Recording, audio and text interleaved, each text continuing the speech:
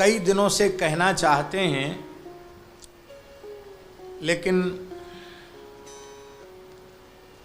उसको हम कह नहीं पाए, और वो अत्यंत आवश्यक विषय है हम सबके लिए, भारत राष्ट्र के लिए, संपूर्ण विश्व के लिए, समस्त मानव जाति के लिए।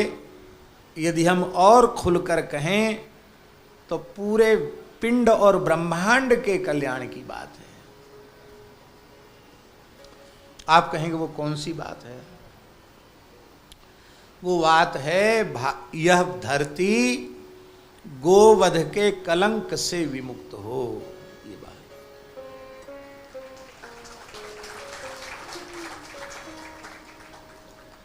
आप लोग कहेंगे धरती की बात कहाँ? आप तो भारत की बात कह रहे हैं।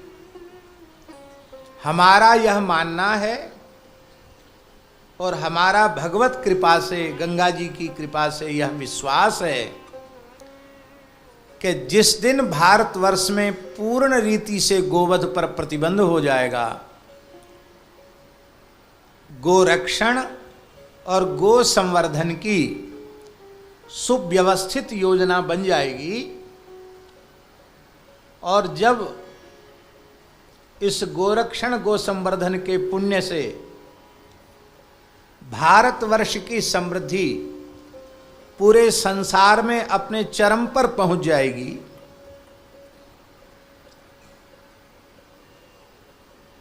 केवल ज्ञान में नहीं, केवल बौद्धिक रूप से नहीं, भौतिक रूप से भी भारत इस धरती का सबसे समृद्ध राष्ट्र जब गोरक्षण गो संवर्धन के द्वारा बन जाएगा, तो हमें ऐसा विश्वास है भगवत कृपा से कि फिर सारा संसार भारत से यह प्रेरणा प्राप्त करेगा और संपूर्ण विश्व में गोवध प्रतिबंध हो जाएगा, सारा विश्व गो उपासक गोभक्त हो जाएगा। और जिस दिन ऐसा भाग्यशाली क्षण इस धरती पर आ जाएगा तो किसी को कुछ करना कहना नहीं पड़ेगा, सनातन धर्म का ध्वज पूरी धरती पर फहरा जाएगा।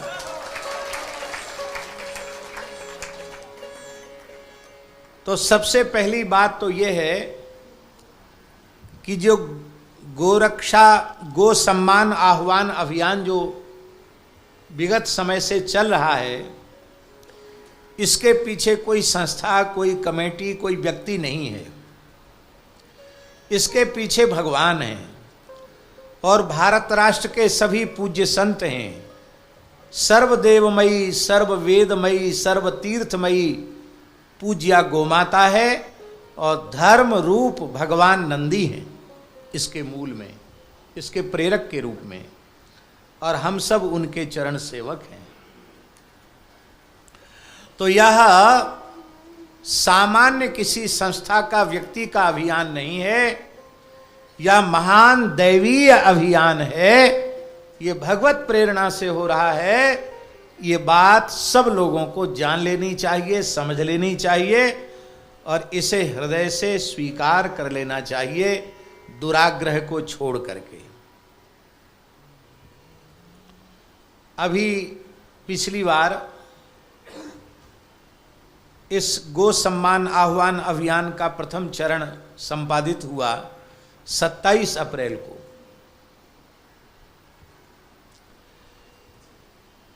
तो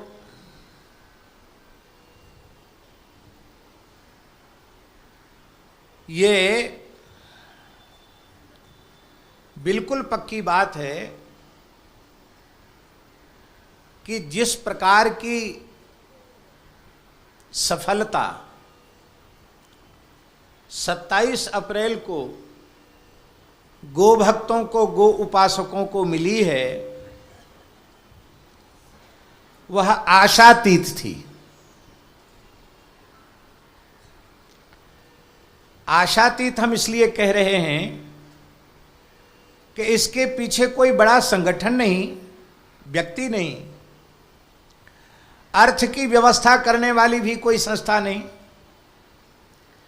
फिर भी भारतवर्ष के सभी प्रांतों में इसका समर्थन हुआ और बड़ी संख्या में करोड़ों की संख्या में लोगों ने ज्ञापन दिया। दास को भी सौभाग्य ऋषिकेश की धरती से ज्ञापन देने में सम्मिलित होने का हमको भी सौभाग्य प्राप्त हुआ। पूरे देश में हस्ताक्षर अभियान चल रहे हैं और उस हस्ताक्षर अभियान में 25 करोड़ का लक्ष्य रखा गया है और हमको ऐसा लगता है कि इस लक्ष्य से भी हम लोग बहुत आगे पहुंच जाएंगे, क्योंकि बड़े उत्साह पूर्वक लोग हस्ताक्षर अभियान में लगे हैं और जो नहीं लगे हैं उन्हें लगना चाहिए।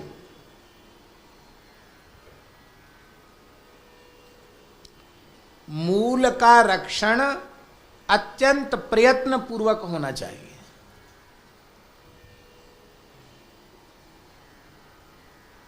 मूल ही नहीं रहेगा तो वृक्ष कहां से रहेगा।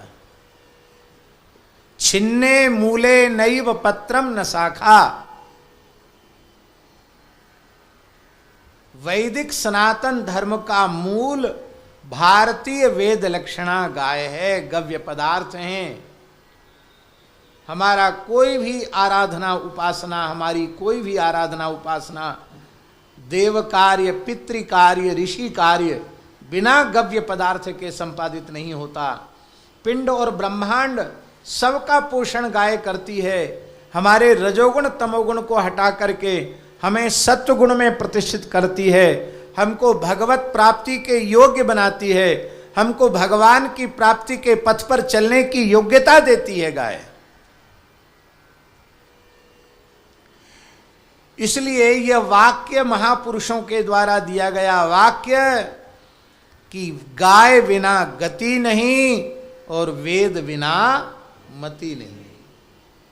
गाय के बिना गति नहीं है, केवल हिंदू की नहीं, मानव जाति की। गाय के बिना गति नहीं और वेदादि शास्त्रों के बिना सन्मति नहीं। और गोरक्षण से ही वैदिक संस्कृति का रक्षण होगा। इसको हम अनेकों बार कह चुके हैं। तो 27 अप्रैल का दिव्य प्रभाव सबकी समझ में आया और हमको ये कहते हुए बड़ी प्रसन्नता हो रही है कि जो लोग थोड़ा दूर से इस अभियान को देख रहे थे, कोई संकोच में थे कि हम इसमें अभी खुलकर भाग न लेवें, उन लोगों ने भी जब 27 अप्रैल के इस अनुष्ठान की सफलता के प्रभाव को देखा, गो सम्मान आह्वान अभियान की सफलता को देखा, तो अब उनका भी हृदय से समर्थन इस अभियान को मिल रहा है। और हम समझते हैं कि इसमें गीता प्रेस की बहुत बड़ी भूमिका है। जैसे गीता प्रेस ने गो अंक निकाला था और उसका परिणाम हुआ 1966 का गोरक्षा आंदोलन। इस गो सम्मान आह्वान अभियान की सूचना कल्याण पत्रिका में देकर के सनातन धर्म की बहुत बड़ी सेवा गीता प्रेस ने की है। इसके लिए हम गीता प्रेस के प्रति कृतज्ञ हैं, साधुवाद धन्यवाद देते हैं और भगवान से प्रार्थना करते हैं कि वैदिक सनातन धर्म की सेवा का यह कार्य गीता प्रेस के द्वारा निर्बाध गति से निरंतर चलता रहे। भारतीय सभी भाषाओं में ही नहीं, विश्व की सभी भाषाओं में गीता प्रेस के ग्रंथ प्रकाशित हों और एक बहुत बड़ी क्रांति सनातन धर्म की गीता प्रेस के माध्यम से आवे। तो ये कार्य उन संतों को हम बारंबार प्रणाम करते हैं जो दिन रात एक करके खाना पीना सोना सब अपने शरीर की सुख सुविधाएं, जीवन की आवश्यकताओं को एकदम किनारे रख करके जो निरंतर इस अभियान में लगे हैं, वे संत निश्चित ही प्रणाम के योग्य हैं।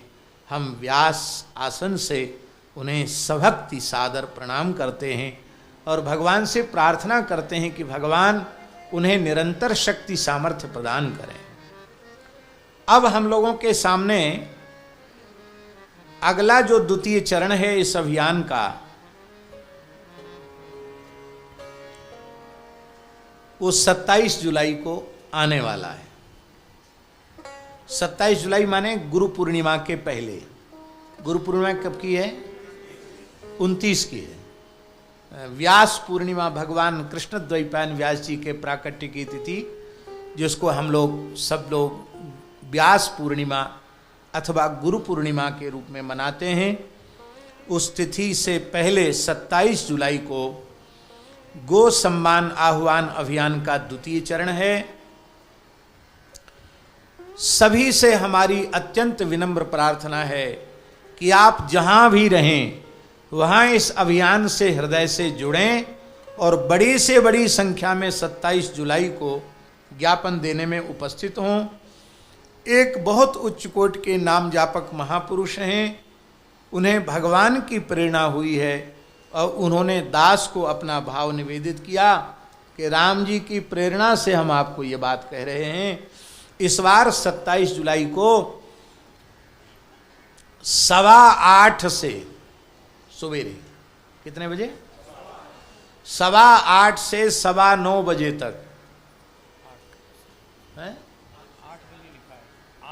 8 बजे से 9:15 बजे तक 8 बजे से 9:15 बजे तक सभी लोग यदि विजय मंत्र का संकीर्तन करने के बाद फिर ज्ञापन देने जाएं तो इसका उत्तमोत्तम परिणाम गोभक्तों के सामने अवश्य आएगा, इसमें कोई संदेह नहीं। तो हमको भी 27 जुलाई को भगवान जहां रखेंगे, वैसे तो पूर्व हम कह चुके हैं अपनी कथाओं में कि हमको सूरत में रहना है उस समय, लेकिन किसी कारण से संतों ने आज्ञा दी कि नहीं, वहाँ नहीं, आपको अमुक जगह जाना है। तो संत लोग जहाँ आज्ञा करेंगे वहाँ जाना होगा, वहाँ जाना चाहिए। अभियान में जहाँ आवश्यकता हो वहाँ जाना चाहिए। तो हम जहाँ भी रहेंगे 27 जुलाई को हम इसमें अभियान में सम्मिलित होंगे। तो सबसे प्रार्थना है कि पूरे भारत राष्ट्र में एक ही समय पर 8 बजे से लेके 9:15 बजे तक, क्यों 8 बजे से लेके 9:15 बजे तक घड़ी देख करके एक साथ करोड़ों लोगों को श्री राम जय जय राम का संकीर्तन करना है और इस विजय मंत्र का उद्घोष करके चलेंगे तो विजय अवश्य होगी, इसमें कोई संदेह नहीं है। एक और प्रार्थना है, जो रुग्णावस्था में होने के कारण या वृद्ध होने के कारण प्रत्यक्ष रूप से वहाँ पहुँच नहीं सकते, वे अपने घरों में ही अपने ठाकुर जी के निकट बैठ करके 8 बजे से 9:15 बजे तक विजय मंत्र का कीर्तन करें। इतना भी हम लोग करेंगे ना तो सिद्धि असिद्धि सब भगवान के हाथ में है। कर्मण्ये वाधिकारस्ते मा फलेषु कदाचन, भगवान के हाथ में सिद्धि असिद्धि है। जो भगवान चाहेंगे वही होगा।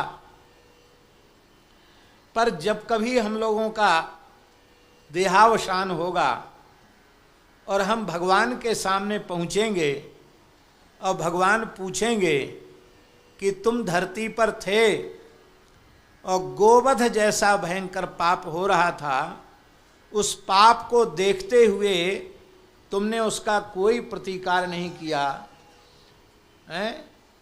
तुम्हारे सामने गो सम्मान आह्वान अभियान मेरी प्रेरणा से संचालित हुआ, उसमें भी तुमने अपना किसी भी प्रकार की सहभागिता सुनिश्चित नहीं की, तो तुम निश्चित ही गोवध के पाप के अपराधी हो। तो जिस वातावरण में हम लोग रह रहे हैं उसमें गोवध के परमाणु चारों ओर व्याप्त हो रहे हैं। श्वास प्रश्वास के माध्यम से वह हमारे भीतर जा रहे हैं। हम अपने आप को समझते हैं कि हम इस पाप से मुक्त हैं, पर जिस धरती पर गोवध जैसा पाप हो रहा है वहाँ हम निवास कर रहे हैं, वहाँ का अन्न जल हम ग्रहण कर रहे हैं, तो हम भी अपराधी हैं।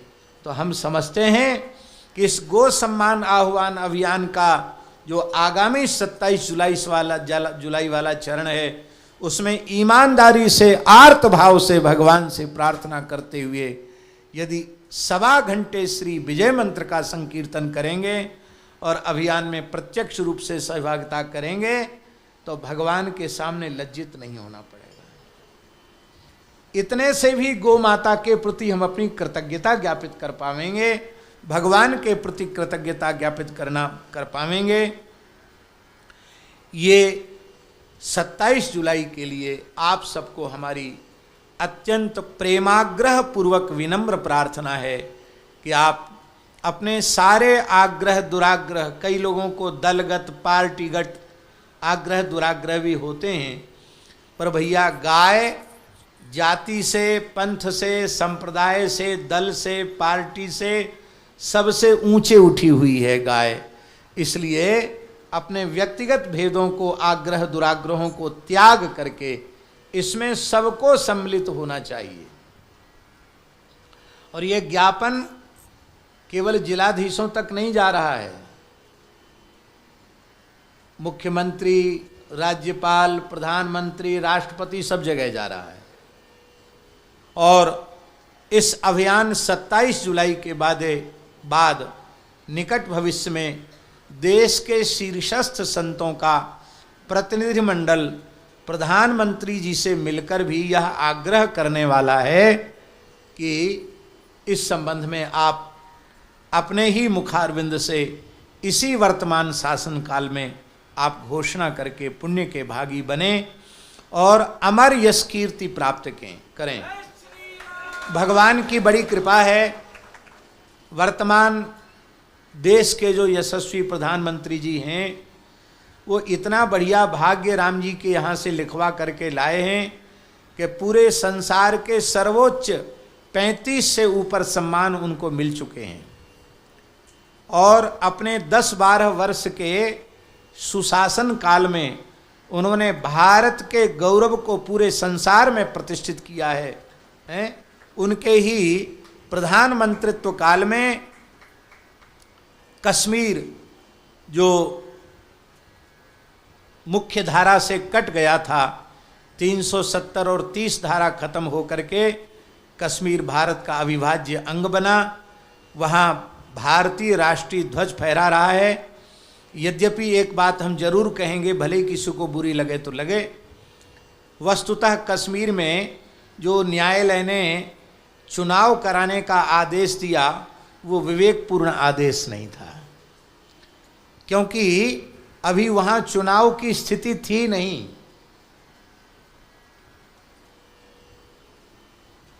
क्या चुनाव की स्थिति थी कश्मीर में? क्या, लेकिन फिर भी हो गया, न्यायालय का सम्मान किया गया। तो पहले चुनाव की स्थिति आवे तब चुनाव वहां हो, और अब इतना अच्छा काम हुआ तो कभी न कभी वो भी आ जाएगा जब कश्मीर फिर से सनातन धर्म का केंद्र बनेगा। तो ये काम भी उन्हीं के शासन काल में हुआ। श्री राम मंदिर का दिव्य भव्य निर्माण, सोमनाथ मंदिर की शताब्दी महोत्सव, विश्वनाथ कॉरिडोर का निर्माण, महाकाल लोक का निर्माण, कितने हम कार्य गिनावें। बहुत बड़े बड़े कार्य भगवत कृपा से उनके शासन काल में हुए हैं। पर इन सभी अच्छे कार्यों पर भगवान की ओर से पक्की मुहर तभी लगने वाली है और सनातन समाज की ओर से तभी पक्की मुहर लगने वाली है जब वे स्वयं घोषणा करें कि आसे तु हिमालय पर्यंत, पूर्व से पश्चिम, उत्तर से दक्षिण, अब धर्म प्राण भारतवर्ष की धरती पर एक भी गाय की रक्त की बूंद अब नहीं गिरेगी। इसका व्यवस्थित इसकी संयोजना करें और भगवत कृपा से भगवान उन्हें शक्ति सामर्थ्य देंगे, और भगवान ने दे रखी है। और हम लोग निराशावादी नहीं हैं, आशावादी हैं। तो भगवत कृपा से ये जरूर होना ही चाहिए। तो गो सम्मान आह्वान अभियान का आरंभ क्यों करना पड़ा, एक ये प्रश्न है कि पहले तो ऐसी कोई बात नहीं थी, लेकिन अब ये क्यों आरंभ करना पड़ा, इसकी थोड़ी सी चर्चा हम कर दें आपको।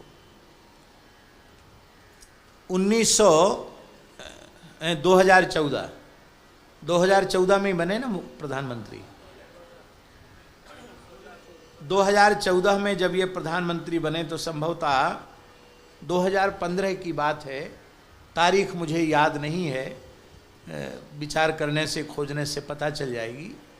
परम पूज्य गोऋषि स्वामी श्री दत्त शरणानंद जी महाराज पथमेड़ा महाराज, जगन्नाथपुरी के पूज्य परमहंस स्वामी श्री प्रज्ञानानंद जी महाराज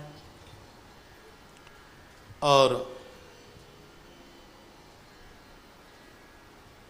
पूज्य स्वामी श्री गोविंद देवगिरी जी महाराज और यह दास आप भी थे, कृष्ण कुमार जी, हम लोगों ने हैं, हाँ, और श्री राधा कृष्ण जी भी थे।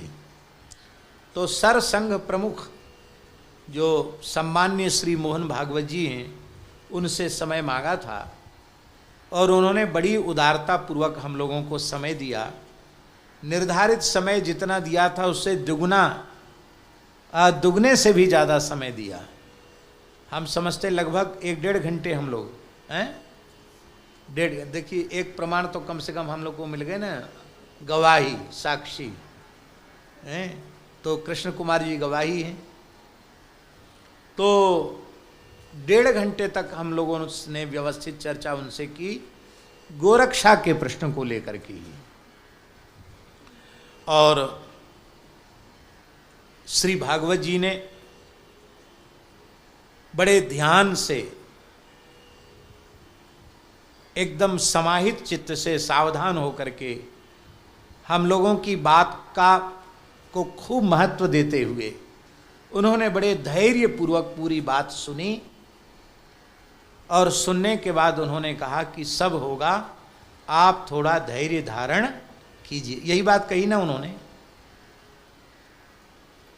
तो हम लोग धैर्य धारण करते करते 2015 से